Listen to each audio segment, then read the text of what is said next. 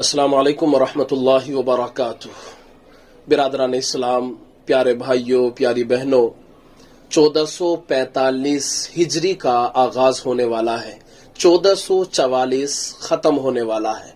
लेकिन अफसोस इस बात का होता है कि हम लोगों को ये मालूम नहीं हो पाता कि 1444 कब चल रहा है, 1445 कब आने वाला है, कौन सा महीना खत्म हो चुका है, चांद की कौन सी तारीख है, हिजरी तारीख क्या है, हमें नहीं मालूम होता, ना ही हमें पता चल पाता है। आज इस तारीख का क्या पश मंजर है आपके सामने रखने की कोशिश करूंगा और इसका आगाज कब से है ये भी रखने की कोशिश करूंगा। हम और आप ज्यादातर अपनी तारीखों के अंदर ईसवी तारीख को लिखते हैं, कलम बंद करते हैं। हजरत ईसा अलैहिस्सलातु वस्सलाम की जो के पैदाइश से जो ईसाई लोग तारीख को लगाते हैं वो ईसवी तारीख कहलाती है। जैसे 2023 चल रहा है तो उनके मुताबिक उनका कहना यह है कि हजरत ईसा अलैहिस्सलाम को 2022 साल इस दुनिया के अंदर आए और आप चले गए, उसको ये ईसवी मानते हैं। ठीक है, ये वो दूसरी तारीख है जिसको शमसी तारीख भी कहा जाता है। आज आपके सामने जो बात रखने वाला हूं वो हिजरी तारीख है। इसका पशे मंजर क्या है? असल में उमर फारूक रज़ियल्लाहु ताला अन्हु के दौरे खिलाफत में चूंकि खुतूत का सिलसिला जारी था तो एक खत हजरत अबू मूसा अशारी रज़ियल्लाहु ताला अन्हु की तरफ से आया और ये आपको मशवरा दिया गया कि आप खतों के अंदर तारीखों को लिखें। तारीख को लिखने के बहुत बड़े फायदे हैं। नंबर एक तो ये मालूम होगा कि ये खत कब आया, ये मालूम होगा ये खत कब का है, ये मालूम होगा कि ये खत कब पहुंचा है, और अगर कभी जरूरत पड़ जाए तो खत को निकाल करके तारीख देखने के बाद में बहुत आसानी से ये पता लगाया जा सकता है कि ये खत फला तारीख में लिखा गया था। तो इस तरह तारीख के लिखने से बड़ा फायदा सामने है, इसलिए तारीख का एहतमाम होना चाहिए। हजरत उमर फारूक रज़ियल्लाहु ताला अन्हु को ये राय बहुत पसंद आई। आपने फौरन सहाबा को जमा फरमाया और एक मशवरा आपने रखा कि एक इस्लामी तारीख रखनी चाहिए, हमारी भी तारीख होनी चाहिए। चुनांचे सहाबा ने मशवरे दिए तो उसमें से मुख्तलिफ राय आई। एक राय ये आई कि नबी अलैहिस्सलातु वस्सलाम जब पैदा हुए तो उस वक्त से लेकर के एक तारीख रख ली जाए। दूसरा मशवरा ये आया कि नबी अलैहिस्सलातु वस्सलाम ने जब नबूवत मिली थी आप सल्लल्लाहु अलैहि वसल्लम को, उस वक्त से इस्लामी साल का आगाज कर लिया जाए। और तीसरी राय ये आई कि जब नबी अलैहिस्सलातु वस्सलाम वफात पाके इस दुनिया से गए हैं उस तारीख को इस्लामी तारीख मान लिया जाए। एक राय ये आई कि नबी अलैहिस्सलातु वस्सलाम ने जब हिजरत फरमाई है तब से इस तारीख का आगाज हो जाए।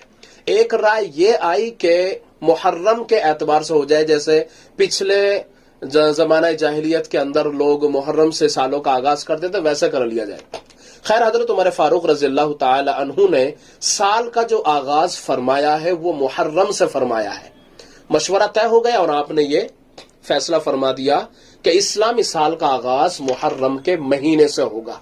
चूंकि मुहर्रम बाबरकत महीना है और ये जो जमाने जाहिलियत में लोग इसको मुहतरम मानते थे उस वक्त में भी, इस एतबार से इस्लामी साल का आगाज जो होगा वो पहला महीना शुमार किया जाएगा मुहर्रमुल हराम का।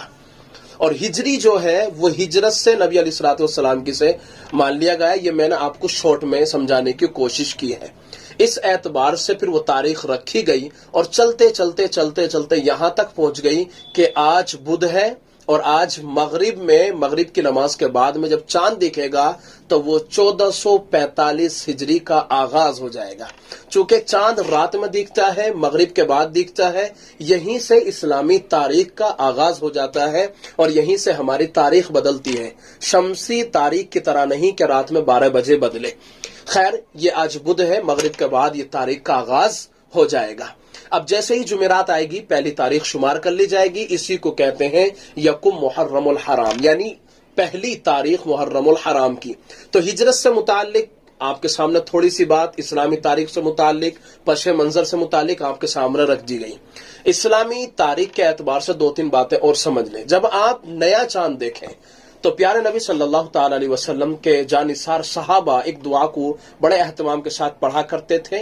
आप भी इस दुआ को पढ़ने का एहतमाम कर सकते हैं, बल्कि करना चाहिए। आप स्क्रीन के ऊपर अपनी इस दुआ को देख सकते हैं। अल्लाहुम्मा अदखिलहु अलैना बिल अम्न वल ईमान والسلامة والإسلام ورضوان من الرحمن وجوار من الشیطان۔ اس دعا کا آپ اہتمام کریں اور اس کو پڑھنے کا ضرور اہتمام کریں، چاند دیکھنے کا بھی اہتمام کریں۔ اس موقع کے اوپر جو مبارکباد دی جاتی ہے کوشش کروں کہ میں بھی آپ کو دے دوں، آپ بھی کسی کو دے سکتے ہیں، لیکن یہ سنت عمل نہیں ہے، یعنی مبارکباد دینا، نئے سال کی مبارکباد دینا ایک دوسرے کو، یہ سنت عمل نہیں ہے۔